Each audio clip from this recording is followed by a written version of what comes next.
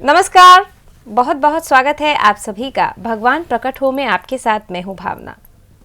कण कण में बसने वाले राम, कण कण में बसने वाले प्रभु, कण कण में बसने वाले ईश्वर। हम जानते हैं आप हैं। हमारी आवाज़ किसी न किसी तरीके से आप तक ज़रूर पहुंच रही है। इसी उम्मीद के साथ हम आपसे बहुत सारी चीज़ें मांगते हैं, क्योंकि आप हमारे परमपिता हैं। आपने ही संसार को बनाया है, इस संसार के रचयिता आप हैं। एक पुकार हम आपसे करते हैं, भगवान आप प्लीज तुरंत प्रकट हो। और मैं ये जानती हूं कि मेरी ये पुकार आप तक जरूर जा रही होगी। इसी पुकार में हम आप सभी को सम्मिलित करना चाहते हैं, ताकि हम कल रहें या ना रहें, लेकिन ये आवाज़ प्रभु तक जरूर जानी चाहिए। इस आवाज़ को बुलंद करने के लिए, इस आवाज़ को और मजबूत करने के लिए हमारे साथ स्टूडियो में मौजूद हैं इस अभियान के कार्यकर्ता पवन कुमार चौधरी जी। आइए उनका स्वागत करते हैं। पवन जी, बहुत बहुत स्वागत है आपका। बहुत बहुत स्वागत है पवन जी, ये जो हमारी अनूठी पहल है, असंभव सा प्रयास है, इसके अंदर बहुत सारी नई बातें मुझे जानने को मिली। हम भगवान से बहुत कुछ मांगते हैं, हम कहते हैं भगवान हमें ये दीजिए, हमें धन दीजिए। हमने कभी ये नहीं मांगा कि भगवान आप प्रकट हो। तो मन में आया कि अगर हम भगवान से ये मांगेंगे तो भगवान कहीं ना कहीं तो सुनेंगे, कभी ना कभी तो सुनेंगे। मेरी ना सुने, किसी और की सुनेंगे, लेकिन कहीं ना कहीं तो भगवान के मन में लगेगा ना कि देखो मेरे बच्चे हैं, इन्होंने मुझे बुलाया तो सही। अब वो आए या ना आए, उनके आने से दुखों का नाश हो या ना हो, वो अलग चीज़ है, लेकिन एक पुकार हमारी उन तक जानी चाहिए। तो पवन जी, हमारी जो पत्रिका है उसमें आपने लिखा है, भगवान किसी को मारने के लिए खंबे से यानी कण कण से प्रकट हो सकते हैं। जैसा कि उन्होंने प्रहलाद को बचाया था, हिरण्यकश्यप का जब वध किया था। तो सभी को प्रेम करते क्यों नहीं? क्योंकि भगवान को क्रोध करने में नहीं, प्रेम करने में आनंद आता है। तो इससे क्या अभिप्राय था? बिल्कुल बिल्कुल, बहुत सही आपने प्रश्न रखा है कि भगवान को क्या कहा जा रहा है। भगवान को क्रोध का सागर नहीं कहा जाता है, भगवान को आनंद का सागर कहा जाता है। आज आप अपने धर्मशास्त्र का थोड़ा सा देखेंगे, या हम जिस एक भारत के अंदर दो त्यौहार बहुत बड़े होते हैं, एक होता है होली, एक होता है दिवाली। तो होली का त्यौहार भक्त प्रहलाद पर आधारित है।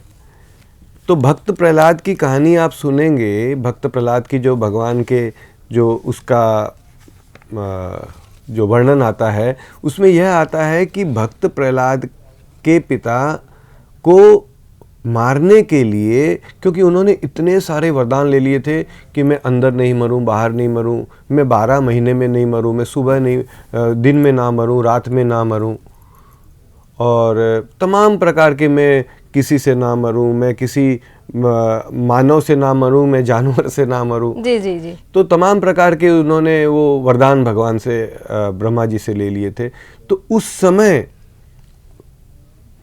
समय भगवान के उस कथा में या भगवान की उस वर्णन में ये आता है कि वह जो हिरण्यकश्यप नाम का दैत्य था, तो वह अपने उसका बेटा ही भगवान का भक्त निकला, प्रहलाद। तो उनसे पूछता है कि भगवान, तू दिन भर भगवान भगवान करता है, तो तू ये बता तेरा भगवान कहाँ है। तो भगवान तो कहाँ है, भगवान तो हर जगह पे है। तो उसने वही उत्तर दिया कि मेरा भगवान कहाँ है भाई, मेरा भगवान ऐसा थोड़ी है कि वहाँ है और यहाँ आएगा। मेरा भगवान हर समय हर जगह पे मौजूद है, हर कण में मौजूद है। तो बोला हर कण में मौजूद है? तो हाँ। बोला तुझ में है, मुझ में है, खंबे में है, महल में है, चौबारे में है, सब जगह पे है। तो हिरण्यकश्यप ने कहा कि ठीक है, सब जगह पे, तो इस खंबे में भी है? हाँ। बोला इस खंबे में भी है।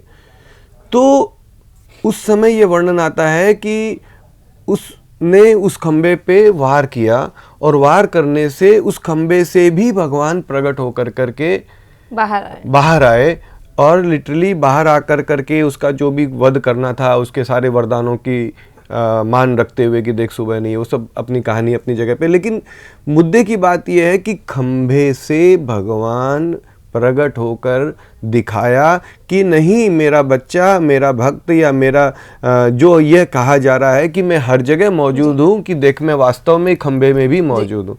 तो खंबे से भगवान निकले, और निकल करके क्या काम किया? हिरण्यकश्यप का वध किया।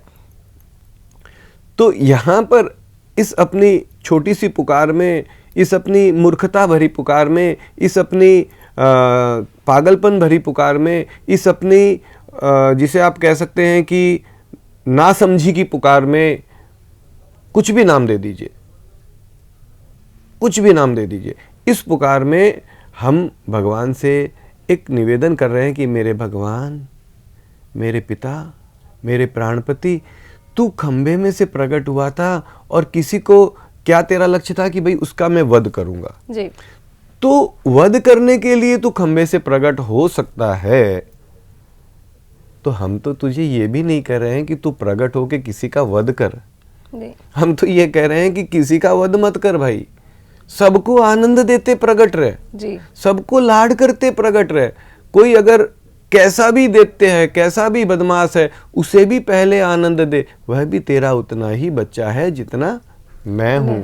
सबको आनंद देते हुए, तो आप बताइए कि वह आनंद का सागर भगवान, उसे क्रोध करते हुए प्रकट होने में, तो यहाँ तक कि ये बताया जा रहा है, इसमें कथा में आता है, यानी संत महात्मा सुनाते हैं कि भगवान जब निकले ना तो इतने लाल और इतने क्रोधित थे कि मेरे बच्चे को तूने इतना परेशान किया जी, मैं तेरा वध कर दूंगा।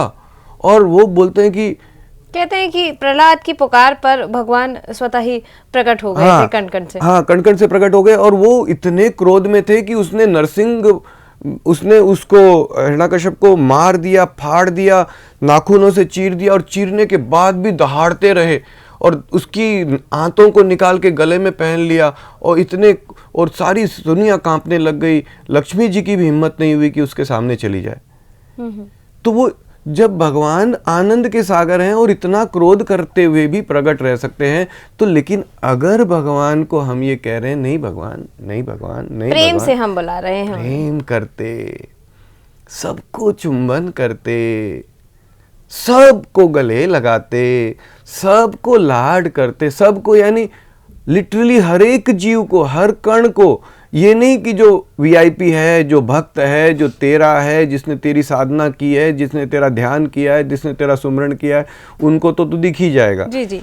सबको, हमारे जैसे निम्नाति निम्न कैटेगरी वालों को भी, सबको, हर चींटी को, हर कॉकरोच को, हर कीड़े को, हर कुत्ते बिल्ली हाथी घोड़े मछली मेंढक को, कहीं भी कोई भी कैसा भी कैसे भी क्यों भी कभी भी किसी भी कारण से किसी भी समय किसी भी लोक में कहीं भी कैसे भी कोई भी बाकी ना रहे। जी, सबको देखिए। ऐसे वह आनंद का सागर हर कण में मौजूद है और उसे हम कहते हैं हर कण से तू आनंद करते हुए। तो बताइए उसे मारने में ज्यादा आनंद आएगा या आनंद के सागर को आनंद करने में ज्यादा आनंद आएगा? तो यही बात को हमने उसमें उल्लेखित करने का प्रयास किया है कि भगवान भगवान भगवान तू कण कण से किसी को मारने के लिए प्रकट हो सकता है, तो तू आनंद का सागर सबको आनंद करते, सबको प्रेम प्यार करते क्या प्रकट नहीं रह सकता है? जी, अवश्य रह सकता है जी। अवश्य रह सकता है, अवश्य रह सकता है।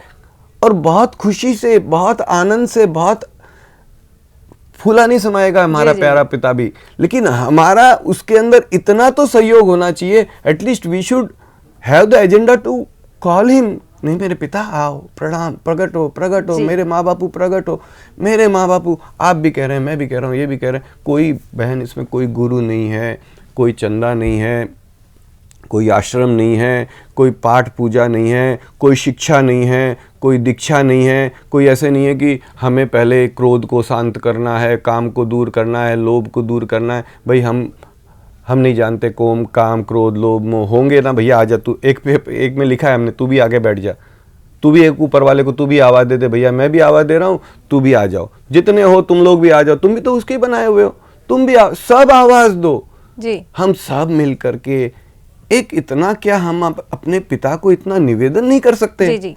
प्रकट हो, इतना ही तो है। किसी भी भाषा में कह सकते हो, सब भाषाएं आती है उसे जी। बस इतना ही तो कहना है।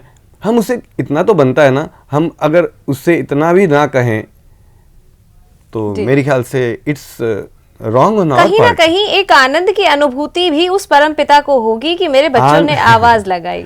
आनंद के सागर को एक में हमने को लिखा भी है कि भगवान तू आनंद का सागर है, लेकिन तुझे भी आनंद जरूर आएगा कि नहीं मेरे बच्चे मुझे बुला रहे हैं। तो ये अपना प्रयास है कि मूर्खता भरा प्रयास है, इसमें कोई ज्ञान नहीं है, कोई ज्ञानी नहीं है। ज्ञानी लोगों के पास में बहुत सारा विवेचन होगा, हम लोग नहीं जानते, कोई संस्कृत नहीं आती, सीधी बात है, कोई हमें पाठ पूजा, कोई हमें दोहा चौपाई भी नहीं आती है। हम सीधा ये जानते हैं कि हमारा पिता सुन रहा है, उसे हम सुना रहे हैं, और वो जरूरत पड़ने पर हर व्यक्ति सुनाता है जी। कभी स्कूल नहीं गया वह भी भगवान को बोल तो देगा ही देगा। कभी उसके मुंह में बदबू भी आ रही होगी, दांत टूटे होंगे, टूटी फूटी झोपड़ी होगी, एकदम गांव के पुराने खंडर में रह रहा होगा कोने में, वह भी भगवान से तो अपने वार्तालाप कर ही लेता है कि भगवान पेट दुख रहा है। व्यक्ति चाहे किसी से बात करे या ना करे, उसके पास जबान है या नहीं है, वो सुन सकता है या नहीं सुन सकता है, वो चेतन है या अवचेतन है, हर परिस्थिति में वो भगवान से बात जरूर कर लेता है, अपनी बात उनको जरूर पहुंचा देता है किसी भी तरीके से। और भगवान के लिए देखो कितना प्यारा है वो, प्यारा इसीलिए उसे कहते हैं कि प्यार का सागर है, आनंद का सागर है, प्रेम का सागर है। क्यों कि वो कहीं मना नहीं करता है कि मैं इसकी नहीं सुनूंगा, मैं तो ऐसे बोलेगा तो ही सुनूंगा। सबकी सुनता है और सब लोग उसे सुनाते हैं, और कहीं पर उसका लिमिटेशन नहीं है कि भाई हम उसे इस प्रकार से ही सुनाएंगे। वो कहीं पर वो ये नहीं बोलता है कि नहीं तूने तो मुझे ऐसे नहीं सुनाया ना, मैं तो ऐसे ही सुनूंगा। यहाँ तक कि तो अपने धर्मशास्त्र में इतना तक कहा जाता है कि भगवान को एक फूल पत्ती किसी की भी जरूरत नहीं है, किसी की भी जरूरत नहीं है। तो हम भगवान को हर भाषा में, किसी भी भाषा में, किसी भी वक्त, किसी भी तरीके से हम उससे एक ये निवेदन कर सकते हैं, प्रेम भरा कहिए, प्यार भरा कहिए, मूर्खता भरा कहिए, जैसा भी कहिए, भगवान प्लीज प्रकट हो। तो दर्शकों, यहाँ पर एक निवेदन हम कर सकते हैं उस परमपिता से, उस परम शक्ति से कि भगवान आप प्रकट हो। जब भगवान उस प्रहलाद को बचाने के लिए क्रोध दिखाते हुए प्रकट हो सकते हैं, तो क्या भगवान प्रेम करते हुए प्रकट नहीं हो सकते? क्या कभी आपने ये सोचा है? शायद नहीं। एक पुकार इस कार्यक्रम के माध्यम से हम भगवान को करते हैं कि भगवान आप प्लीज तुरंत प्रकट हो, ब्रह्म रहित प्रकट हो, सबको दिखते प्रकट हो। ऐसा नहीं है कि आप सिर्फ मुझे दिखिए, आप सबको दिखिए, सबके साथ हंसिए, खेलिए, बात कीजिए, जैसे हम आपस में बात करते हैं वैसे प्रकट हो। ये एक प्रयास हमारा रहता है इस कार्यक्रम के माध्यम से। और इसके अंदर ये विशेष बात से कहा जा रहा है कि सबको दिखिए, और सबको दिखने का मतलब विशेष तौर पे ये है कि 2 4 5 को, 150 को, 200 को, सबको 200 500 को दिख गया तो सबको दिख गया, ऐसे नहीं।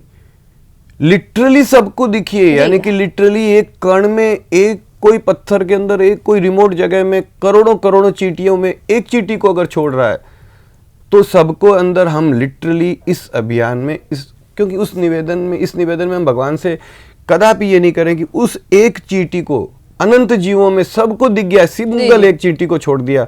उस चींटी को दिखने से पहले भगवान, पहले उसे दिखना, बाद में मुझे दिखना, मुझे छोड़ देना अगर उसे छोड़ना है तो ये सबको का मतलब है कि तू वास्तव में सबको दिखते प्रकट रहे। तो दर्शकों, फिलहाल वक्त हो गया है आप सभी से विदा लेने का, लेकिन इस पुकार से संबंधित कोई भी सवाल आपके मन में है तो आप जान सकते हैं। नंबर लगातार आपकी टीवी स्क्रीन पर फ्लैश हो रहे हैं। कोई दान दक्षिणा नहीं देनी, किसी संस्थान में आपको नहीं आना, कोई रजिस्ट्रेशन फॉर्म आपको फिल नहीं करना है, बस एक पुकार लगानी है उस परमपिता से जो आपके प्राणों के आधार है। भगवान आप प्लीज तुरंत प्रकट हो। फिलहाल मैं धन्यवाद देना चाहूंगी पवन कुमार चौधरी जी का। पवन जी बहुत बहुत धन्यवाद। बहुत बहुत धन्यवाद। समय हो गया आपसे विदा लेने का, दीजिए इजाजत, नमस्कार।